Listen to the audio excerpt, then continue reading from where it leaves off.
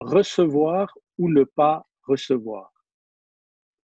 C'est vrai que la période dans laquelle nous sommes nous permet peut-être de faire un bilan de savoir où nous en sommes spirituellement, j'en passe et des meilleurs.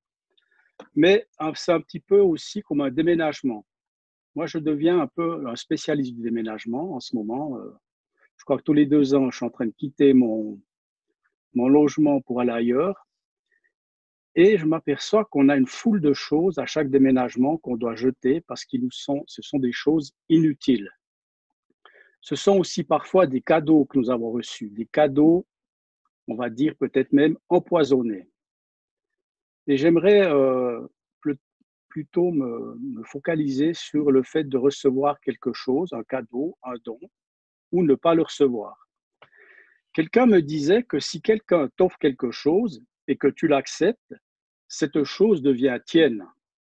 Ça me semble tout à fait logique. Par contre, si tu la refuses, eh bien la personne va tout simplement repartir avec.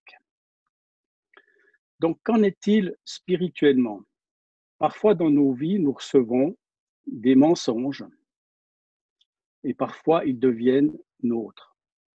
Alors la parole de Dieu nous dit, Éphésiens 4, 25, renoncez aux mensonges et que chacun de vous parle selon la vérité à son prochain.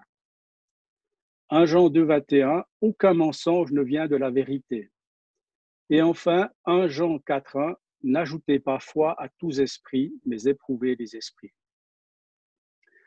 Qu'est-ce qu'on peut encore recevoir? On peut recevoir de la calomnie. Ah, la calomnie. Et pourtant, la Bible dit que c'est quelque chose de bon, dans le sens que Proverbe 18,8 dit les paroles du médisant sont comme des friandises, elles descendent jusqu'au fond des entrailles. La calomnie peut avoir un aspect, on va dire, appétissant, mais bien évidemment, il faut s'en garder. Une accusation, Romains 8, 33, qui accusera les élus de Dieu? C'est Dieu qui justifie. Un jugement peut-être. Romains 14, 4, qui es-tu, toi qui juges un serviteur d'autrui? S'il se tient debout ou s'il tombe, cela regarde son maître, mais il se tiendra debout car le Seigneur a le pouvoir de l'affermir. Enfin, le rejet. Le rejet. Parfois, on est rejeté, et notamment en tant que chrétien, on peut avoir souvent ce sentiment de rejet. Matthieu 10, 14 nous dit, c'est Jésus qui parle, lorsqu'on ne vous accueillera pas et qu'on vous n'écoutera pas vos paroles, sortez de cette maison ou de cette ville et secouez la poussière de vos pieds. Selon la tradition, un juif qui revenait du monde païen devait secouer la poussière de ses chaussures pour ne pas souiller la terre d'Israël. Donc, secouer la poussière, c'est aussi quelque part refuser un don mal intentionné ou une chose qu'on ne veut pas recevoir. Personnellement, souvent, quand je reçois quelque chose que je n'ai pas envie de faire mien, je fais avec ma main un petit geste, j'essaie de secouer la poussière au fond de mes souliers. Je tape mes souliers avec mes mains ou je tape mon pantalon comme si j'essuyais quelque chose. En fait, j'associe un geste à ma pensée. Non, je refuse ce que tu veux m'offrir. Donc la question est pourquoi est-ce que je devrais me souiller? La Bible est claire en Corinthiens 3,16. Ne savez-vous pas que vous êtes le temple de Dieu et que l'Esprit de Dieu habite en vous? Et en 3,17, à la fin, car le temple de Dieu est saint et c'est ce que vous êtes. Donc on est saint et donc on n'a pas accepté n'importe quoi. Enfin, Dieu a dit à Moïse et Josué, Exode 3,5 et Josué 5,15, ôte tes souliers de tes pieds, car le lieu sur lequel tu te tiens est saint. Voilà un petit peu plein de choses qu'on a pu recevoir ou qu'on peut recevoir, mais en tout cas quelque chose qui m'a frappé dans la saison qu'on vient de traverser, il y a peut-être certaines choses qui peuvent être opportuns de remettre en ordre, à l'instar de Jésus qui a chassé les marchands du temple. Par exemple, Romains 8, 15 à 16. Et vous n'avez pas reçu un esprit d'esclavage pour être encore dans la crainte, mais vous avez reçu un esprit d'adoption par lequel nous crions « Abba Père ». L'Esprit lui-même rend témoignage avec notre esprit que nous sommes enfants de Dieu.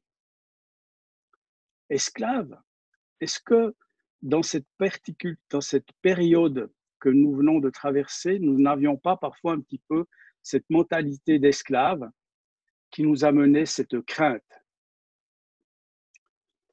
Donc, esclaves, mais encore une fois, la parole nous met en garde. Dans Corinthiens 7, 23, vous avez été rachetés à un grand prix.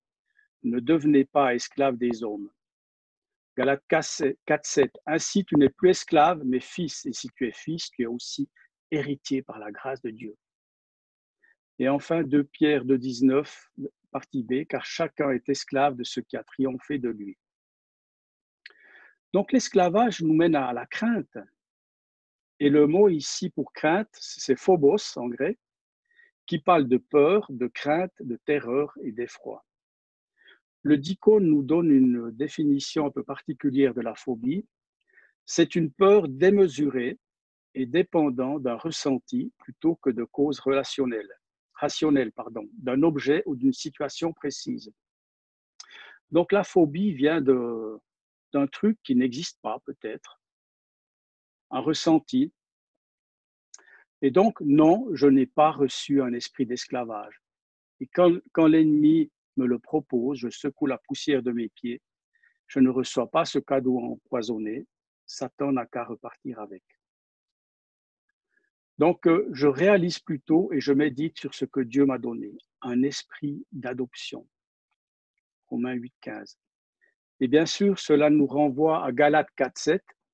Mais lorsque les temps ont été accomplis, Dieu a envoyé son Fils, né d'une femme, né sous la loi, afin qu'il rachète ceux qui étaient sous la loi, afin que nous recevions l'adoption.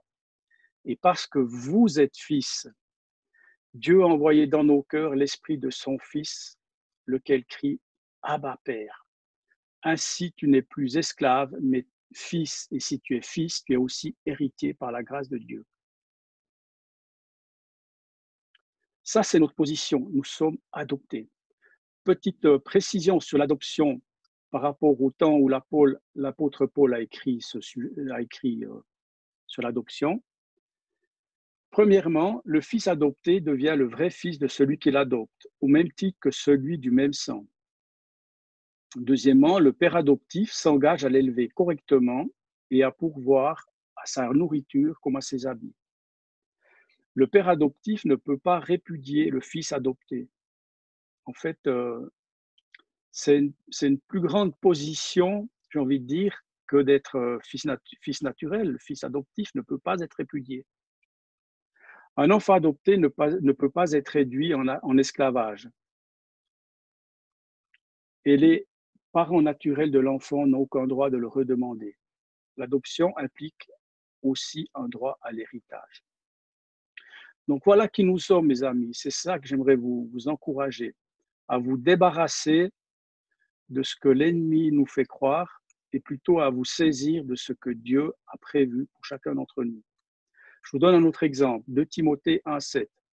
En effet, ce n'est pas un esprit de timidité que Dieu nous a donné, mais un esprit de force, d'amour et de sagesse. Timidité, ici, c'est le mot grec deilia. Ça parle de crainte, de lâcheté, de frayeur. Et là, pareil, je n'ai pas à recevoir un esprit de timidité parce que j'ai reçu une autre chose, un esprit de force, d'amour et de sagesse. Et pour terminer, j'aimerais attirer votre attention sur une certaine similitude entre la crainte et la foi. En fait, dans les deux cas, la crainte et la foi, cela nous projette dans l'inconnu. La foi nous projette dans un avenir, la crainte nous projette dans un avenir. Sauf que la crainte s'appuie bien souvent sur une peur démesurée, dépendant d'un ressenti plutôt que de causes rationnelles, d'un objet ou d'une situation précise. Alors que la foi s'appuie sur la parole de Christ, Romains 10, 17. et toute écriture est inspirée de Dieu, de Timothée 3,16, et sur une ferme assurance des choses qu'on espère, Hébreux 11,1.